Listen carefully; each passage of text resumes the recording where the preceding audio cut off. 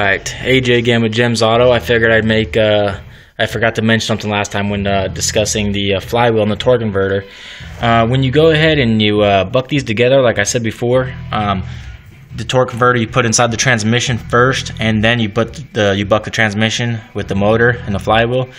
Another way to make sure that you have it lined up, make sure that the output shaft on the torque converter is going into the slot of the flywheel.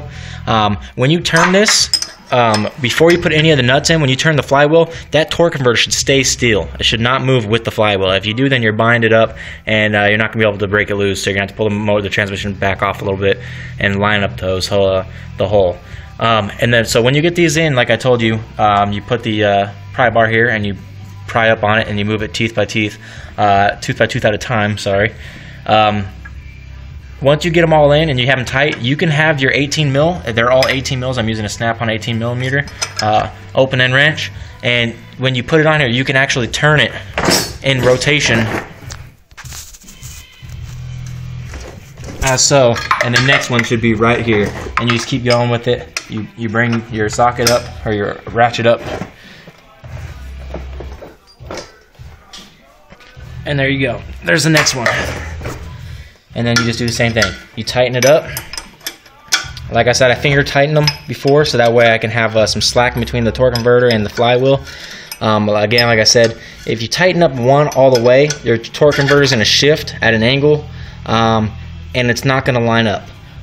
Even with them loose, sometimes they won't. So what I did is you take some needle nose, you stick it in there, and you just move it a little bit. Just not enough to you don't want to damage the threads, just enough you move it in there, and you'll move that torque converter to line up better. And then you'll stick your nut back in there, and or your bolt back in there, and tighten it down. And then, like I said, now that it's tight, it's going to move again. And you just keep doing the same thing until you get to the last one, which is number 3. Sorry, I'm on a creeper, so every time I put some force on, I decided to fly backwards. Here we are. Give me one more little turn.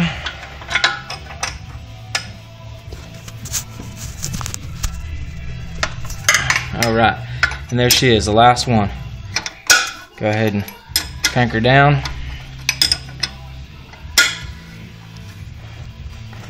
Nice and tight. There she is. She'll make another pass. And as you see when I'm doing this, the torque converter and everything obviously moves together now that it's bolted together, of course. But like I said, with no bolts in it, if you don't have any in there and you're trying to find the threads on the torque converter, and if you're spinning this flywheel and that torque converter is moving with the flywheel, it's because there's a stud on the end of that torque converter that's supposed to go into that flywheel, into the housing, and that's how it's supposed to line up. It bucks together real tight. Well, that means you're binding. You're not flush. And obviously there'll probably be a gap here. So if you have no gap, when you put this together right here, as you'll see, the transmission and the motor go together, if you have no gap there, you should be fine. But being that there is nowhere to mount it, nowhere to bolt the transmission to the motor underneath, that it could be pitched out, and you would never know until you got to there. So again, just look out for that. Don't